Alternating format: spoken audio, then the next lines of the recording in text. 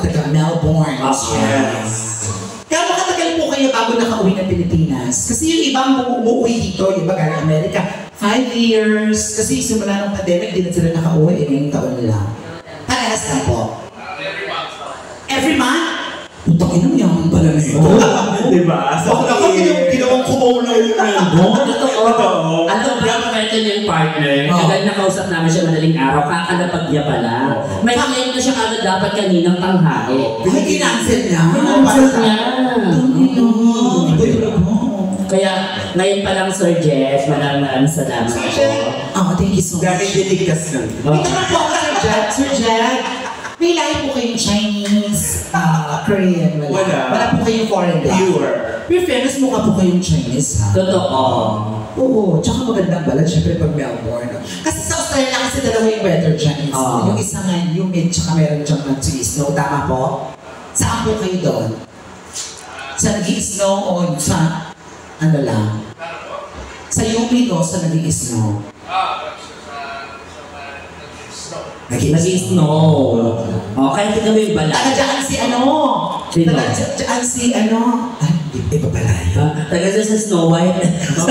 Oo, and if it's Snow White, it is never to work. Isa pa lang yan. In the first war.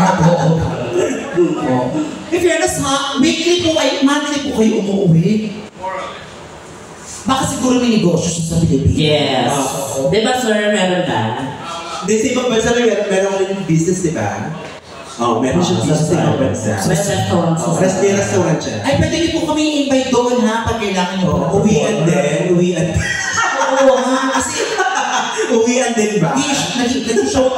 Maraming Pilipino sa Australia. Correct. May mga nag-ano daw doon, nag-perform pa. Kaya 5 minutes lang, di ba? 5 minutes lang kasi sa bultuhan na lang. Isang bultuhan na. Tama. Yung restaurant po ninyo is Pinoy restaurant po yung mga hinahain nyo or ibang cuisine? Burger shop. Opo. Siya, sarap din yan. Totoo. Kasi yung mga kasi mga tagbanbansa, hindi naman kasi mahilig yan sa gusto niya talaga mga hamburger. Yes. Fries, no? Hotdog, Steak. Yung mga steak yan. steak. Oo, gusto mo yung steak. Bakit ako nga? Sobrang pagkagusto ko sa steak. Ano? Ito may mukha ko, brudas na nasa. Charing na dyan. Tapos mamaya meron kami pwede pa-awitin. Si Kim, di ba, napakantayan niya? Napakantayan. Si Kim, pinakamakapal mukha sa kanila, so mamaya tatawagin natin si Kim. Actually, si Dennis kumakanta din. Yes, tama. Favorite yan, ano, maybe this time. Favorite niya?